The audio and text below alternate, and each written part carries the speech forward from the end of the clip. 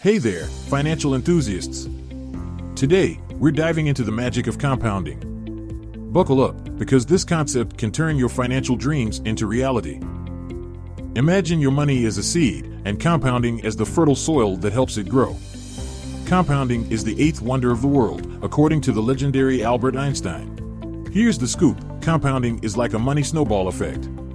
You earn interest not only on your initial investment, but also on the interest that accumulates over time. Let's say you invest $100 at 5% per annum. As time goes by, you earn interest not just on the initial $100, but also on the interest it generates. In the first year, you earn $105. In the second year, you earn interest on the new total of $105, which means you earn $110.25. Following this, in the third year you earn $115.7625, and so on. Picture compounding like climbing a financial ladder. With each passing year, your investment grows, and you ascend to a higher level of wealth. It's not about sudden takeoffs, but the consistent climb toward your financial goals. So, there you have it, compounding in a nutshell.